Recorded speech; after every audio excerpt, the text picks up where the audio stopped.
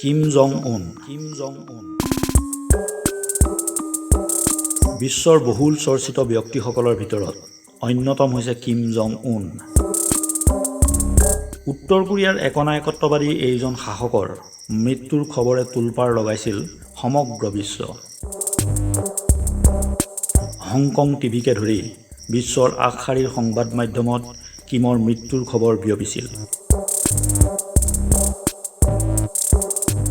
গুজব ওলাইছিল হৃদযন্ত্ৰৰ অস্ত্ৰোপচাৰৰ পিছত তেওঁৰ অৱস্থা সংকটজনক হৈ পৰে।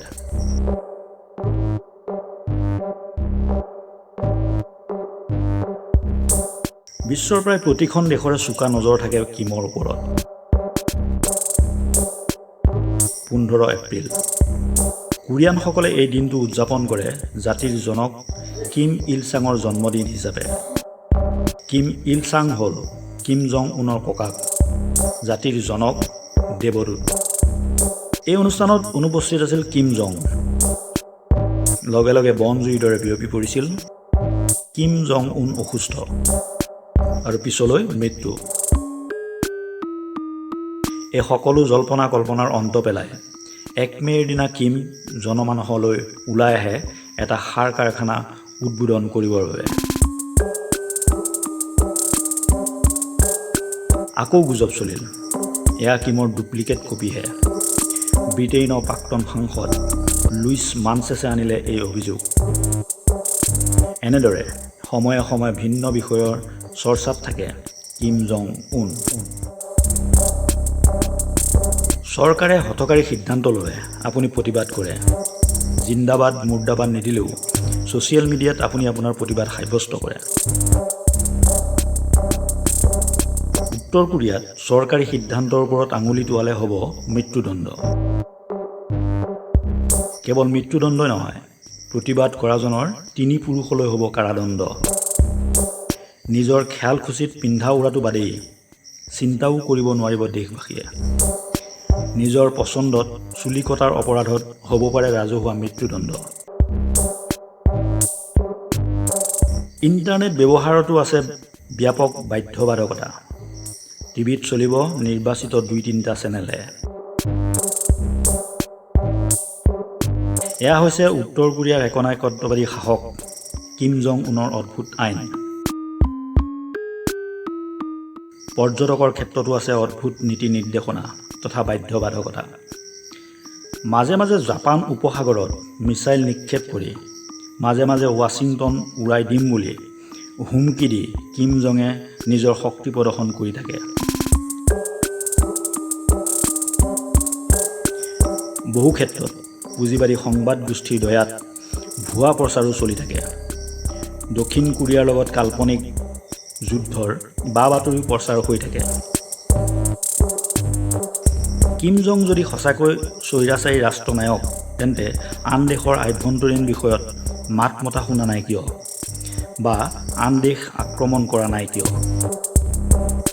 পুঁজিবাদী সাম্ৰাজ্যবাদী দেশবোৰৰ ওচৰত বশ্যতা স্বীকাৰ নকৰি কৰ্পোৰেট গোষ্ঠীৰ হাতত দেশখন তুলি নিদিয়াৰ বাবেই কিম জং স্বৈৰাচাৰী ৰাষ্ট্ৰনায়ক হৈছে নেকি? আন্তৰ্জাতিক ৰাজনীতিৰ পাকচক্ৰত পৰি কোৰিয়া কেনেকৈ বিভক্ত হৈছিল সেই কথা জানিলে কথাবোৰ বুজিবলৈ সুবিধা হ'ব। 1910 চনত জাপানে কোৰিয়া আক্ৰমণ কৰে। সেই তেতিয়াৰে পৰা 1945 চনলৈ কোৰিয়া জাপানৰ অধীনত থাকিব লগা হয়। এই সময়ছোৱাত নানা আলহী আহুকালৰ সন্মুখীন হয় কোৰিয়ান জনতা।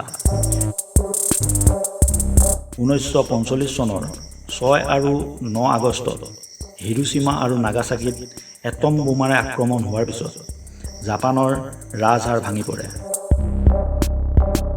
15 আগষ্টত সম্ৰাট হিৰোহিতাই আত্মসমৰ্পণ ঘোষণা কৰে আৰু দ্বিতীয় বিশ্বযুদ্ধৰো অন্ত পৰে।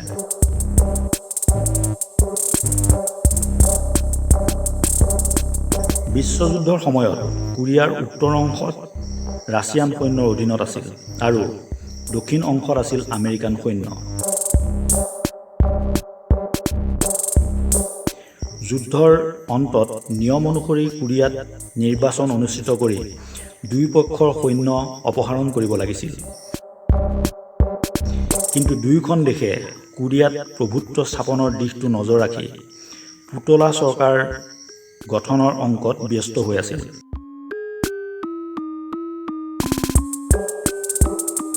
পিছত দুয়ো দেশেই সৈন্য অপসাৰণ কৰিছিল যদিও ৰাছিয়া আৰু আমেৰিকাৰ কাৰচাজিত দেশখনত বিভক্ত কৰা হয়।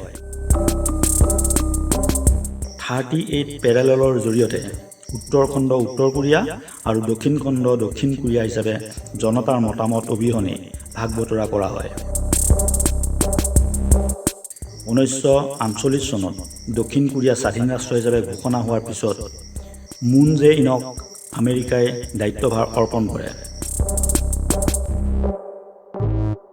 1949 চনত কিম ইল চাঙক ৰাছিয়াই নিয়োগ কৰে উত্তৰ কোৰিয়াত। কিম ইল চাঙৰ মৃত্যুৰ পিছত জ্যেষ্ঠ পুত্ৰ কিম জং ইলে শাসনভাৰ লয়। এই কিম জং ইলৰ কনিষ্ঠ পুত্ৰ হৈছে আজিৰ কিম জং উন।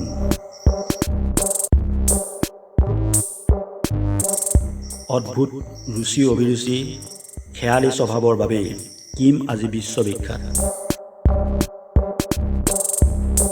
পুঁজিবাদ সাম্ৰাজ্যবাদৰ পৰা ৰক্ষা পাবলৈ দেশবাসীক শোষণৰ পৰা উদ্ধাৰ কৰিবলৈ শক্তি প্ৰদৰ্শন আৱশ্যক হোৱাত কিম আজি বিশ্ব ত্ৰাস।